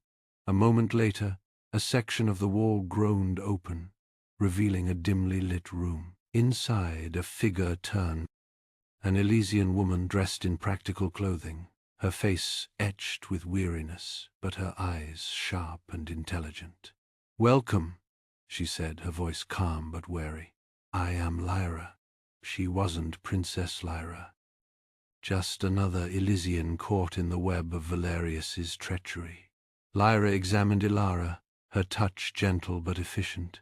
"She is suffering from a combination of exhaustion and a slow-acting poison," she said, her voice grim. "Poison?" Geoffrey asked, his blood running cold. "Yes," Lyra confirmed. "It is being administered subtly through the city's water supply. It targets those loyal to the true royal line." "Valerius," Geoffrey breathed, the pieces falling into place. Lyra nodded. "He is purging all opposition." She looked at Ilara, her expression softening. "I can treat her, but I must warn you. The Silent Watch is under increased surveillance. Valerius is cracking down on all dissent." Just then, a coded message flashed across a small comms panel on the wall. Lyra's eyes widened as she read it. "The catarrh. They are preparing to implement a city-wide lockdown, ostensibly for security reasons." As Lyra finished administering the antidote, a series of heavy thuds echoed from beyond the clinic entrance. The dilapidated storage room shuddered. "Breach!" a voice shouted in guttural catarrh. The door splintered inward, revealing two heavily armed catarrh soldiers, their weapons trained on the occupants of the clinic. The clinic dissolved into pandemonium. Stun blasts sizzled through the air, the acrid smell of ozone stinging Geoffrey's nostrils. Screams echoed off the sterile walls as patients and staff alike scrambled for cover. "Everyone, this way!" Lyra's voice cut through the chaos, surprisingly strong. "The escape route. Behind the medical bay." Geoffrey, his arms wrapped securely around Ilara, stumbled forward, her slight weight surprisingly burdensome as he navigated the crush of bodies. He could feel her shallow breaths against his neck, a fragile reminder of the queen he now carried. Anya, her face a mask of unwavering perseverance, pushed through the throng, shouting directions in Elysian. "Hurry! They're sealing off the exits." The rhythmic thud of Qatar boots grew louder, closer. A figure peeled away from the group. "Kalen, go! I'm here to assist. Now." He readied his blaster rifle and faced the Qatar drawing near. The hum of energy filled the hallway as he held them back. The escape route opened into a narrow, winding tunnel. Dampness clung to the rough-hewn walls, and the air hung thick with the scent of mildew and something else, something metallic and faintly acrid. The tunnel snaked downwards, plunging them into darkness, pierced only by the faint bioluminescence of Lyra and Anya. "Damn it!" Lyra cursed under her breath, halting abruptly. A heavy, locked gate barred their path. "Anya, the key." Anya shook her head, her bioluminescence dimming with frustration. "Gone. Likely taken by Valerius's men weeks ago." Geoffrey lowered Ilara gently to the ground, propping her against the tunnel wall. "Stand back." He pulled a small multi-tool from his belt. "I might be able to bypass it." His previous assignment had him working with low-level security for the Terran Confederacy. Enough knowledge to be dangerous. He knelt before the control panel, his fingers tracing the unfamiliar Elysian circuitry. Wires sparked as he worked, the air growing thick with the smell of burnt plastic. Sweat beaded on his forehead. A guttural voice echoed through the tunnel, amplified by the narrow space. "Sector 7 is now under full lockdown. Seal all exits. No one leaves." Lyra cursed again. "They're trapping us." Geoffrey grunted, a bead of sweat dripping onto the control panel. "Almost. There." With a final surge of power, the gate groaned open. "This way," Lyra urged, pulling Ilara back into Geoffrey's arms. "These tunnels connect to a network of smugglers' routes. Used to transport goods in and out of the city. I know someone," Anya said, her voice tight with anxiety. "A Rhodian named Jax. He can get us out." They pressed on, the tunnels growing more cramped and treacherous. Finally, they reached a small, nondescript doorway. Anya punched in a code, and the door slid open, revealing a small, cluttered room. The room was deserted, debris littered the floor, and a table lay overturned. A faint scent of blood hung in the air. A holographic projector flickered on a nearby wall, playing a message on repeat. The image showed Jax, the Rhodian smuggler, his normally jovial face etched with fear. "They know. Valerius knows everything. Someone in the Silent Watch betrayed me, betrayed us all." The message looped, a desperate warning echoing in the empty room. Lyra's face paled. "A mole. Within my own organization." Ilara stirred in Geoffrey's arms, her eyes fluttering open. She focused on Geoffrey, her gaze intense despite her weakness. Her voice, a bare whisper, barely audible above the hum of the projector. "Trust no one." The water. Her eyes closed again and she slumped back into unconsciousness. Geoffrey frowned, piecing together her fragmented words. "The water. The poisoned water supply. Valerius is planning to eliminate dissenters."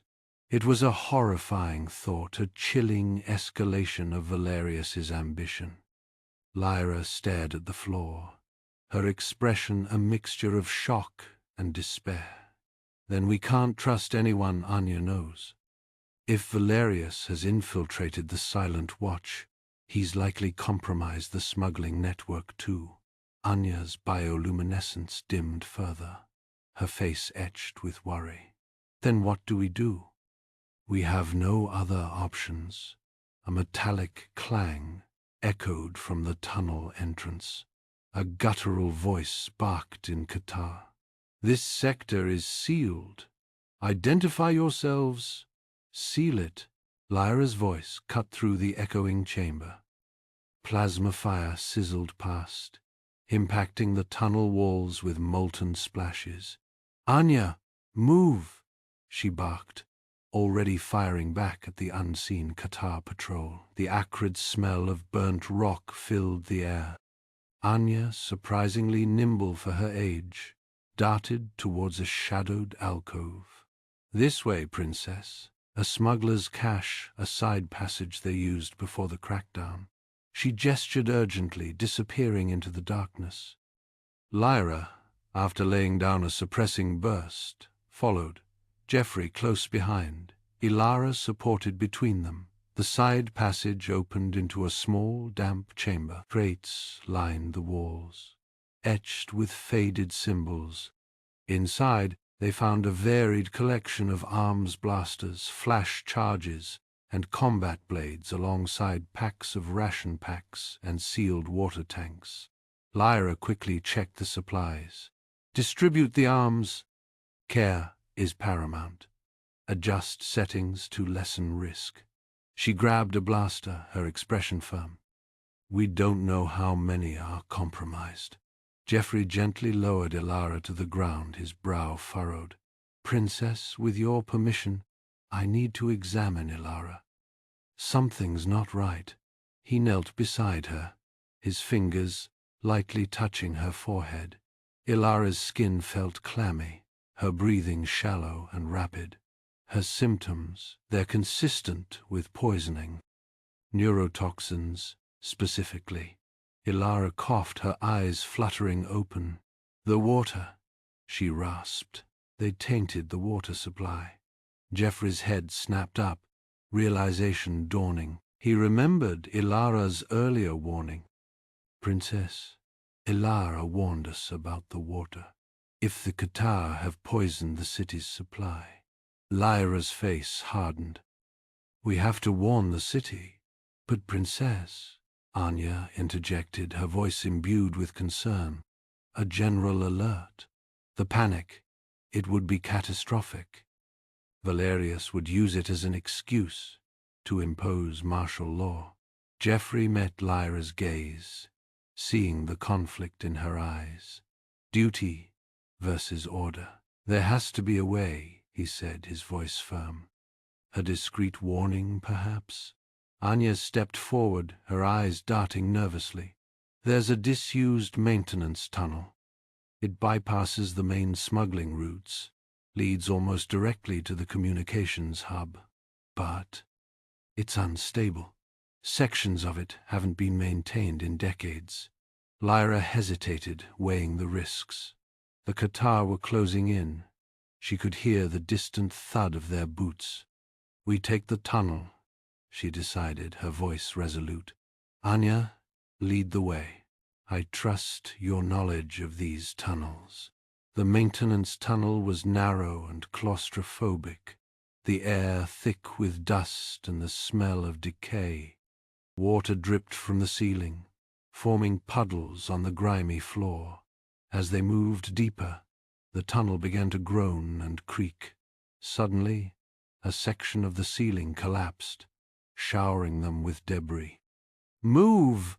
Lyra shouted, pushing Ilara forward. Geoffrey, scanning the tunnel ahead, noticed a series of support beams buckling under the strain. "Anya, look out!" he yelled, spotting her directly beneath the failing supports. Without hesitation, Geoffrey shoved Anya forward, out of the path of the collapsing beams. The supports gave way with a deafening roar, sending tons of rock and metal crashing down. Geoffrey didn't have time to react. The debris slammed into him, partially burying him beneath the rubble. "Geoffrey!" Lyra cried, scrambling towards him. Anya, her face pale with shock, joined her, frantically digging through the debris. They managed to pull Geoffrey free, but not before a large chunk of rock scraped across his arm. He winced, clutching his injured limb. "I'm fine," he insisted. though his face was contorted in pain. Just a scratch, but his movement was hampered. Reaching the end of the maintenance tunnel, they found their path blocked by a reinforced door, sealed shut. A small access panel glowed with a complex series of Elysian runes. Lyra cursed under her breath. Locked down. Requires a code or override. Anya's voice was barely a whisper. Only a select few members of the Silent Watch know the override code. It's highly restricted. Lyra's eyes narrowed, suspicion clouding her features. Anya, how many members of the Silent Watch do you think are compromised? Geoffrey, ignoring the pain in his arm, examined the door. Perhaps we don't need the code, he said, his eyes lighting up. Remember the sonic disruptor in the smuggler's cache? We could try overloading the locking mechanism.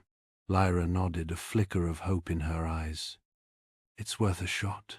Geoffrey retrieved the sonic disruptor, a bulky device with a series of adjustable dials. He carefully calibrated the frequency, aiming it at the access panel. A high-pitched whine filled the tunnel, growing in intensity until the metal door began to vibrate violently. With a final surge of power, the locking mechanism shattered, sending sparks flying. The door groaned open, revealing a dark passage beyond. "It worked!" Lyra exclaimed, relief flooding her face. But the success was short-lived. A distant alarm blared through the tunnels, growing louder with each passing second. "Damn it!" Lyra swore. The disruptor alerted the Qatar. "We have to move." They hurried through the passage, emerging into a deserted section of the city's lower levels. The air was stale and damp, the silence broken only by the drip of water and the distant echo of alarms.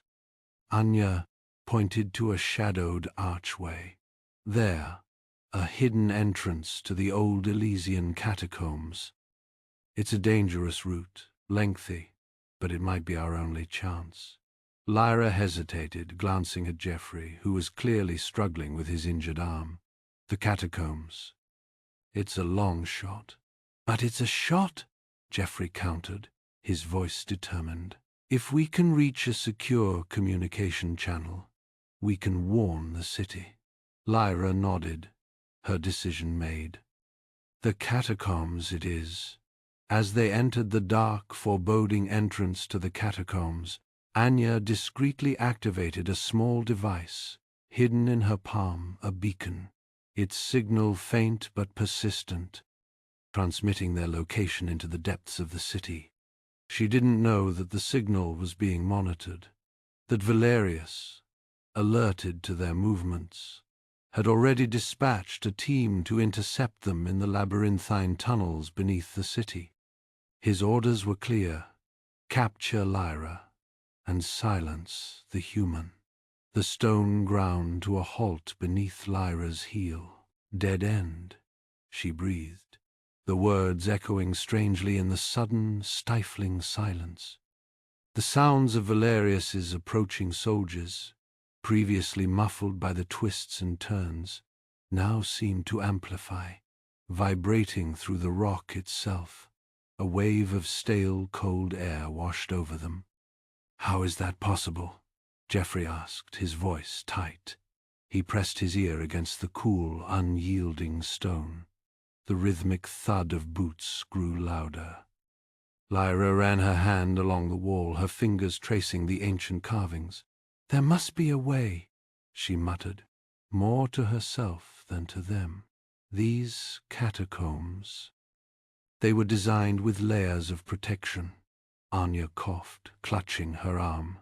"We don't have time for riddles, Princess. They'll be here soon." Lyra closed her eyes, focusing. The builders, they revered their ancestors. This space, it would have been protected. She opened her eyes, a flicker of understanding in their depths. This isn't just a wall. Valerius's voice, distorted but clear, echoed through the passage. "Princess Lyra, I urge you to reconsider your misguided path. Surrender now, and I assure you, no further harm will come to you or your companions." Lyra ignored him. "The water," she said, turning back the way they came. The flooded section. They waded back through the stagnant water, the bioluminescent fungi casting an eerie green glow on the walls. Anya winced with each step, her injury protesting. "Are you all right?" Jeffrey asked, his voice full of concern. "It's nothing," Anya insisted, though her face was pale. "Just a scratch." "We need to stop and tend to that," Jeffrey said, but Lyra shook her head. "No, we can't risk it. We need to find another way forward." They reached a small alcove, the fungi growing thicker here, casting a brighter light. Jeffrey noticed something glinting in the water. He reached down and pulled out a shard of metal, intricately carved. "Elysian script," he said, examining it closely. "It looks like a map." Lyra took the shard, her eyes widening. "The Chamber of Sarcophagi," she breathed. "It's a map to the Chamber of Sarcophagi." "And where does that lead?" Jeffrey asked. "Nowhere," Anya said grimly. "It's a burial chamber. A dead end." "Not necessarily," Lyra countered. "It's the heart of the catacombs, the most sacred place. There might be another way out, a hidden passage known only to a few." They continued deeper, the tunnel opening into a vast chamber. Rows upon rows of sarcophagi lined the walls, crafted from a dark, polished stone and adorned with intricate carvings. The air was heavy with the scent of dust and decay, a palpable sense of history and loss. "This place," Jeffrey whispered, feeling a strange mix of awe and unease. "It is where our ancestors rest," Lyra said, her voice hushed with reverence. "A place of peace, it is. Unsettling to be here like this." A crash echoed from the tunnel behind them. Valerius's forces had broken through. "They're here," Anya cried. Lyra drew her weapon, a plasma pistol that hummed with contained energy. "We make our stand here," she said, her voice firm. "Use the sarcophagi for cover." Jeffrey scanned the chamber, his eyes darting from sarcophagus to sarcophagus. He noticed a slight discoloration in the stone behind one of the larger tombs. He moved closer, his fingers tracing the outline of a barely visible seam. "Lyra," he said, his voice urgent, "I think I've found something." Lyra glanced over, her expression grim. "There's no time, Jeffrey. We have to—" "There," Jeffrey interrupted, pointing to the seam. "A hidden passage." As Lyra started to move toward Jeffrey, she realized that they needed to create a diversion. "Jeffrey, Anya, get to the passage. I will create a distraction." "What are you planning?" Jeffrey asked, concern etched on his face. "There is an ancient alarm system built into this chamber. It will alert Valerius to a false location within the catacombs. Hopefully, it will buy us some time." "But what about you?" Jeffrey protested. "I will be right behind you." "Trust me."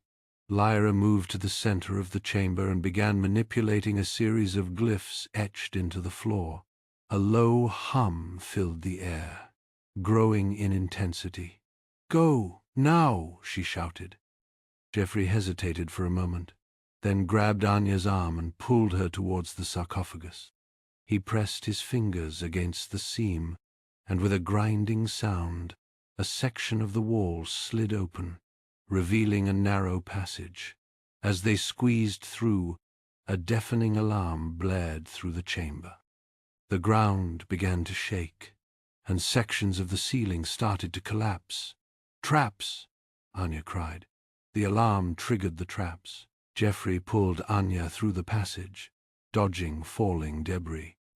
He could hear Lyra shouting commands, drawing Valerius's forces towards her. They reached the end of the passage and found themselves facing a solid wall of stone. "No," Anya gasped, her voice filled with despair. "It's a dead end." The sounds of Valerius's soldiers were getting closer, their heavy boots pounding on the stone floor. Trapped in the dead end of the catacombs, the rough-hewn stone pressing in around them, Lyra adjusted the grip on the energy pistol she'd salvaged. Geoffrey, his face smudged with grime, checked the charge on his translator. A useless weapon here, but a lifeline to understanding. Anya, leaning heavily against the wall, winced with each breath, her earlier burst of speed costing her dearly. Valerius's forces were closing in. The echo of their armored boots resonated through the tunnels. Then Valerius himself stepped into the chamber, 2 Cathar warriors flanking him, their chitinous armor gleaming in the dim light. A fitting end, wouldn't you say, Princess? In the darkness, where your line began, so too shall it end. He gestured to the Cathar. Our allies are eager to secure the Elysian Star Kingdom. A small price to pay for order, wouldn't you agree? Lyra straightened, her bioluminescent eyes blazing. You swore an oath to the Queen to protect Elysia. You would sell us to those scavengers? The Queen is gone, Valerius sneered, and Elysia needs strength, a strength your sentimental rule could never provide. The Cathar will bring order, stability. They will cleanse the weakness. Geoffrey, remembering the Queen's whispered warnings, the fear in her fading eyes, acted. He knew these tunnels, had studied their schematics for years. Pointing to a seemingly solid section of wall, he activated his translator, emitting a high-frequency pulse designed to disrupt the catacomb's ancient support structure. A rumble shook the chamber. Dust rained down. "What have you done, human?" Valerius roared. With a deafening crack, a section of the tunnel collapsed, a cascade of rock and debris sealing off the passage behind them, a temporary barrier at best. Anya, seizing the moment, shoved Lyra and Geoffrey towards a narrow fissure in the newly formed rubble. "Go! There's a passage. Small, but it leads. I'll hold them." "Anya, no," Lyra protested.